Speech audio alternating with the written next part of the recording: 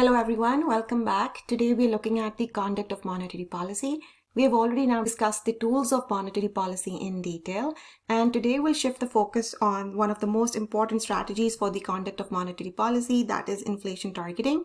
And then we'll look at the tactics, that is the choice and setting of the monetary policy instrument. So how does Bank of Canada actually conducts its monetary policy? There are many goals of monetary policy. However, the most important goal is that of price stability. Now, price stability does not mean that we're going to keep the price level constant. Price stability refers to stable inflation rate. What happens if prices are too high? With a rising price level, we have more uncertainty in our economy. It hampers economic growth and it leads to difficulties in interpreting the information conveyed by prices of goods and services. That will lead to inefficiencies in our economic outcomes. Rising inflation rate makes it difficult to plan for the future for both households and firms. How much should you be saving today for retirement? How much should we be investing in this economy for the future?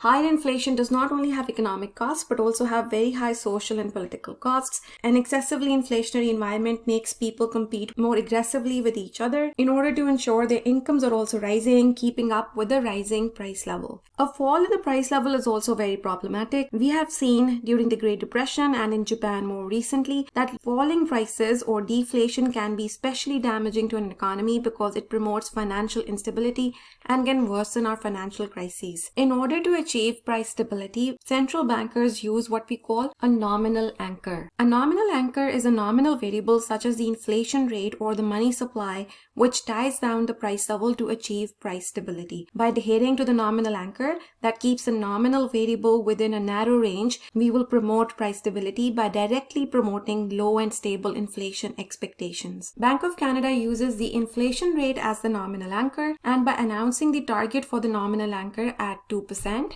and then directly taking steps to achieve this target, Bank of Canada promotes price stability in our economy. Price stability is not the only goal of monetary policy. Bank of Canada also has some other objectives for monetary policy, and the first one of these is your high employment and output stability. Now, high employment does not mean zero unemployment. Unemployment is never equal to zero because of frictional and structural unemployment. Frictional unemployment, remember, is the unemployment caused because of the time it takes to find a job, so job search time. And structural unemployment arises because of a mismatch between job requirements and the skills or availability of local workers. Now, our central bank cannot do anything about frictional or structural unemployment. Monetary policy cannot affect either. So therefore, our goal of high employment or output stability then refers to keeping our output target as close to its potential rate as possible. The potential rate of output will be the level of output that is consistent with our natural rate of unemployment. And natural rate is, remembered, simply the summation of frictional and structural, the two types of unemployment that always persist in our economy. The natural rate of unemployment for an economy is estimated to be around 4 or 5%. For Canada, it's currently estimated to be close to 4.5%.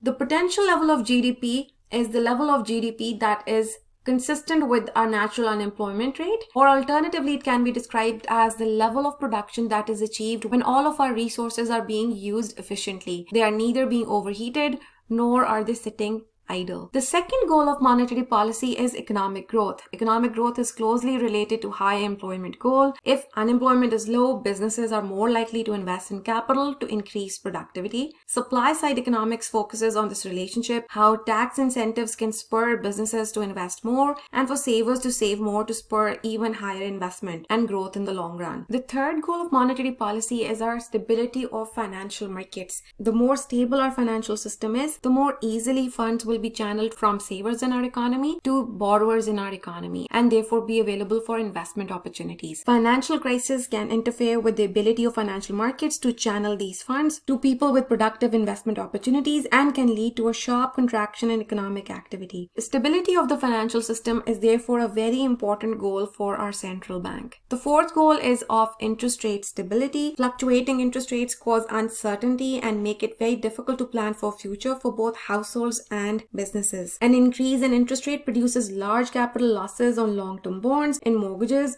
losses that can cause the failures of the financial institutions holding them. Therefore, interest rate stability is a very important objective for monetary policy makers. Lastly, we have the stability in the foreign exchange market. With increasingly open economies which are trading with the rest of the world, it's very important to ensure the stability of the local currency. A higher valuation of Canadian dollar makes Canadian goods less competitive in the world market, while a decline in the value of the dollar will make Canadian goods more competitive, feeding into higher prices and inflation in Canada. So in this case, imports are now becoming more expensive as Canadian dollar is losing value, and the price effect of that will feed into our overall price level.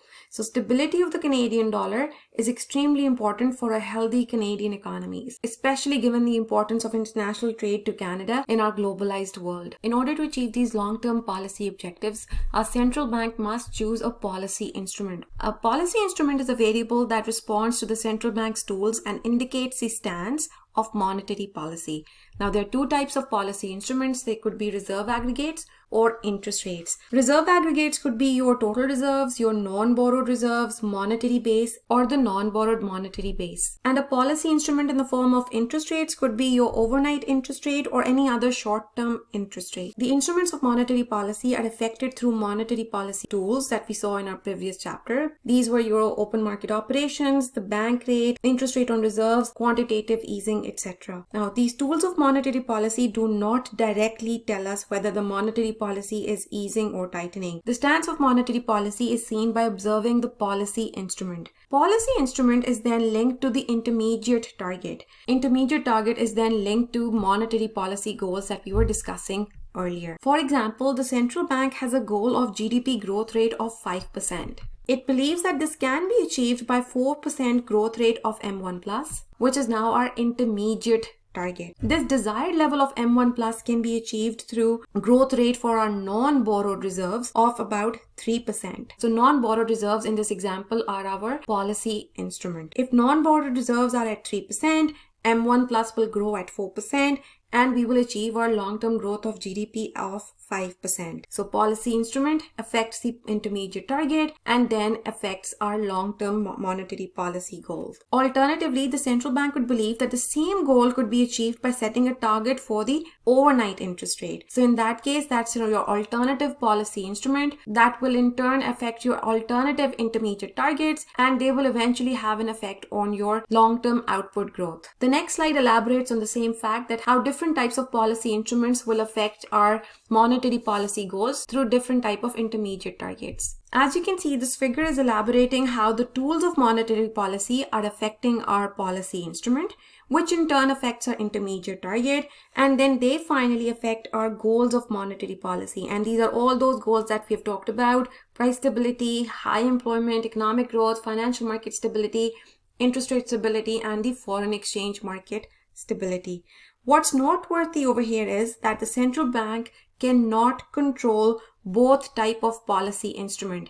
It can either control a reserve aggregate or it can control the interest rates. It cannot use both at the same time. It must choose between these two. It can either use reserve aggregates, which will affect our M1, M2, etc. to achieve its goals, or it can choose an interest rate target, which will affect our short-term and long-term interest rates, which are our intermediate targets, and that will have an effect on our goals of monetary policy. Our reserve market diagram that we've seen previously shows why central bank can only control one policy instrument at a time. It can either control the reserve aggregate and let go of interest rate stability, or vice versa. This diagram is showing us the market for reserves. If the central bank is targeting non-borrowed reserves, so non-borrowed reserves are now not changing from NBR star, it is now letting go of interest rate target. Note that the fluctuations in the demand curve for reserves will cause the overnight interest rate to fluctuate. With non-borrowed reserves held at this target level, central bank will now not respond to any of these interest rate fluctuations. On the other hand, if the central bank is targeting the overnight interest rate, we have the same initial diagram of the reserve market, but now the central bank has an interest rate target over here. In this case, note that the fluctuation in demand curve for reserves will cause interest rate to rise or interest rate to fall. But now your central bank will respond to these interest rate fluctuations in order to bring the interest rate back to its target. If the interest rate is too high, above the target, it will increase the non-borrowed reserves, put downward pressure on our overnight interest rate. So we move from this point over here back to our interest rate target. However, non-borrowed reserves are now much higher than before. If fluctuations in demand are pushing the interest rate down, in this case, Bank of Canada will reduce the non-borrowed reserves in order to alleviate this undesired downward pressure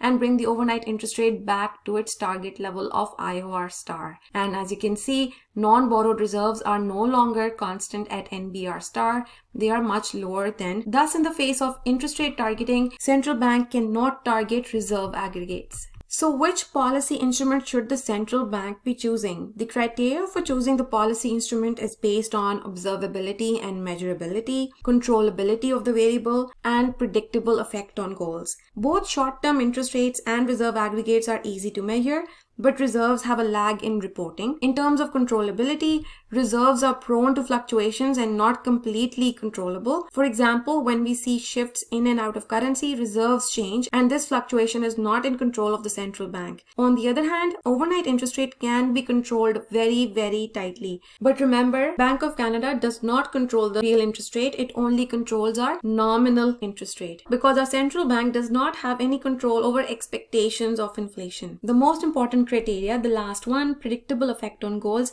looks at how tight is the link between intermediate target and the goals of monetary policy. The link between interest rates and monetary policy goals is much tighter than the link between reserve aggregates and inflation. Hence, it is our preferred policy instrument for most central banks today. We have previously discussed this particular relationship when we looked at our money demand functions and velocity of money in chapter 20. Most central banks use the interest rates like the overnight interest rate as a policy instrument. US Federal Reserve, Bank of Canada, Bank of New Zealand, Bank of England all have moved to purely interest rate targeting. John Taylor of Stanford University came up with a Taylor rule that tells us how the interest rate target can be chosen. Taylor rule simply says that the overnight rate should be set equal to the inflation rate plus the equilibrium real overnight rate, that is the real interest rate that is consistent with our full employment level of output. So the interest rate that is consistent with when output is equal to its potential level, plus the weighted average of our inflation gap and output gap. Taylor rule assumes that the equilibrium overnight interest rate is 2% and weights for inflation and output gap are 0.5 or half for both. By having our inflation gap and output gap, we see that stabilizing real output is an important concern for our central bank along with our long-term goal of price stability. Also note that output gap is an important indicator of future inflation. The bigger the output gap today, higher our expectations of inflation, and therefore central banks must respond to that by increasing the nominal interest rate today. If they do not do that, inflation will exceed much above its desired level and create future uncertainty and instability in our economy. Also note the coefficient of the inflation gap of 0.5. This coefficient is telling us that if inflation rises by 1%, overnight interest rate must rise by at least 1.5%. This principle that monetary authorities should raise nominal interest rates by more than the increase in inflation is called the Taylor principle. In order to understand this, let's see what happens if inflation rises. So if inflation is rising and Taylor principle is not followed and your nominal interest rate rises but by less than the increase in inflation, this will cause your real interest rate to actually fall. And fall in the interest rate will cause the economy to expand even further and put further upward pressure on our inflation rate, which is exact opposite of what we're trying to achieve by putting a target for our overnight interest rate. So in order to ensure that we do not have this effect, our Taylor principle is ensuring that if inflation rises, nominal interest rates are going to rise by more than that and therefore cause our real interest rate to actually increase. And this will now put dampening pressure on the economy and cause inflation to subside in the future and ideally bring it back to its target level. We can do a few examples to see how Taylor rule would operate in setting the target for the overnight interest rate under different type of circumstances. In my first example, we have the inflation target at 2%. but current inflation is at 3%. So we have a positive inflation gap of 1%. Let's assume for now GDP is at its potential level, and given our Taylor rule, what should be the target for the overnight rate? Note we are assuming that the equilibrium overnight interest rate in the long run is 2%, the overnight interest rate that is consistent with output at its potential level. Current inflation is 3%, and given our inflation gap of 1%, it's giving our nominal interest rate target of 5.5%. Note that if there was no inflation gap, overnight interest rate target would be actually at 4%. Now with an inflation target of 1%, it's recommending that your overnight interest rate target should be 5.5%. So with a 1% increase in inflation over and above its target level, the recommended target for the overnight interest rate increases by more than 1%, in fact by 1.5%. In our second example, we have again target for the inflation is 2% and current inflation is again 3%. So our inflationary gap is exactly the same as our example A, but now there's a positive output gap of 2% also. So we are in an inflationary output gap, which is putting both upward pressure on output and inflation. And in this case, you'll see that again applying the Taylor rule, our overnight interest rate target comes out to be 6.5%. So in the face of both a positive output gap and positive inflationary gap, we have to increase our nominal interest rates even further. In the third scenario, we still have an inflationary gap of 1%. Current inflation is above our target level for inflation. Equilibrium overnight interest rate is assumed again to be 2%. But now we have a recessionary output gap of 2%. So this could be a situation what we call stagflation. We have a stagnating economy accompanied by inflationary pressures. Target for the overnight interest rate in this case comes out to be 4.5%. So not as high as these two ones where we did not have any recessionary output gap. So we see that Taylor rule can be used as a guiding principle, but not as a fixed rule of thumb. We cannot use Taylor rule for setting the overnight interest rate target very strictly because no economic model is perfect. We do not have certain values for our current inflation and our output gap. Economy, remember, is changing all the time. Coefficients of the Taylor rule can also change. So if you have a central bank that puts more importance on price stability, the coefficient for the inflation gap could be higher than 0.5. And in that case, the coefficient for your output gap would be smaller than 0.5. Or alternatively, we could have a central bank that has a hierarchical goal of output stability. In that case, your coefficient of the output gap would be higher than 0.5 and a smaller coefficient for your inflationary gap. Another reason why our central banks do not always very strictly follow the Taylor rule is that monetary policy has to be very forward-looking. It takes a long time to come into effect.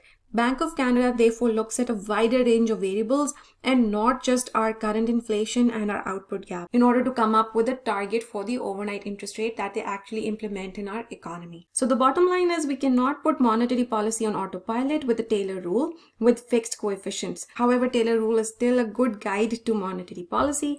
If setting of the monetary policy instrument is very different from what the Taylor rule is suggesting, policymakers should ask whether they have a good reason for deviating from this rule. So that brings us to the end of our discussion for today, which was our conduct of monetary policy. Remember, conduct of monetary policy involves the strategy, which is inflation targeting, and then the tactics, which type of policy instrument should we be using. I hope you enjoyed the video. I'll see you guys next time.